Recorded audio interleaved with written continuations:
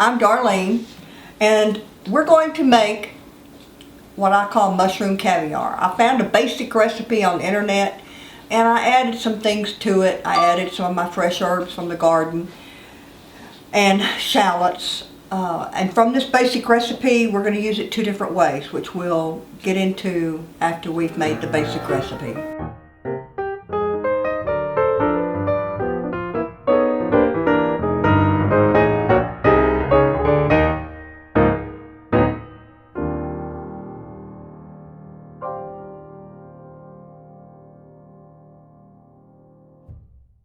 Alright, I've already browned part of the mushrooms. You can see I finally chopped them. I chopped them prior to cooking. It's easier for me. I like doing it that way. You can chop them afterwards. But we're going to brown them nicely on a fairly high heat. This keeps them from turning gray like when you saute them, and I want them to have a nice brown color.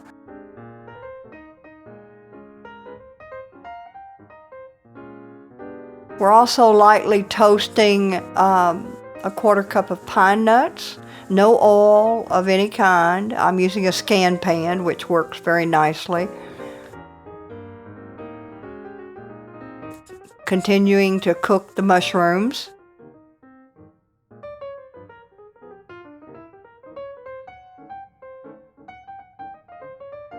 Now that all the mushrooms are browned,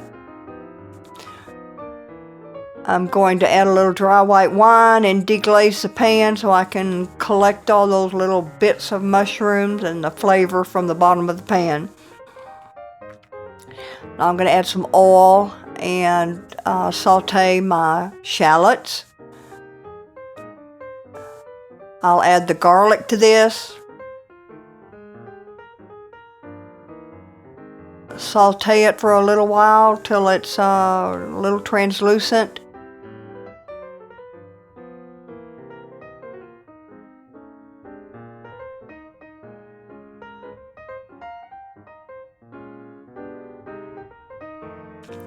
Now the fresh herbs. I have thyme and oregano from my garden. Add those right at the end. You're not really cooking them. I'm just mixing it, more or less. All right, now we're ready to mix everything in the bowl. Here are the shallots, herbs, garlic. The nicely browned mushrooms. See how nice they look?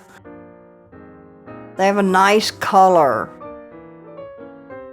We're going to mix this well.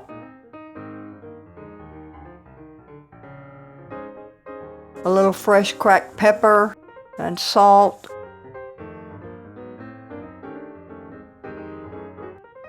Olive oil, probably about a 1/4 cup right there. I probably used a total of about 1/2 cup for this recipe.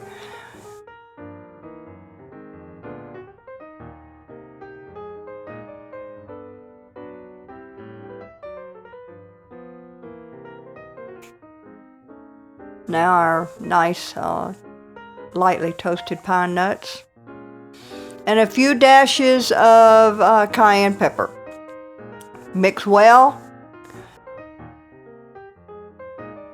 Doesn't that look good? You could chill this and then bring it back to room temperature by putting it in the microwave for a few seconds or heating it. But next we will serve this on our crostinis, which we made in a previous video.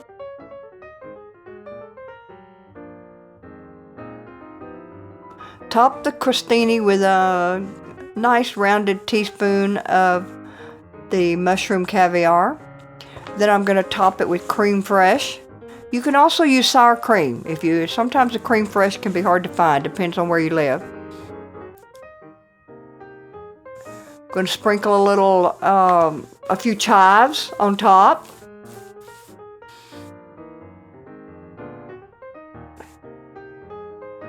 And we'll garnish the plate in a few moments with maybe a sprig of rosemary or another herb.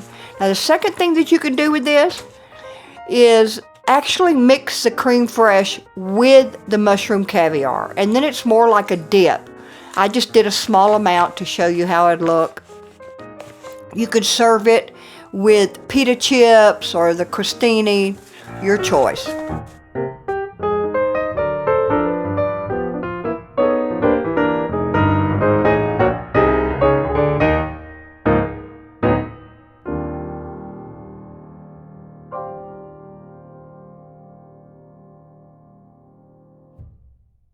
This recipe is in the comments section of this video, and you can follow the link to our new website, thisoldrecipebox.com.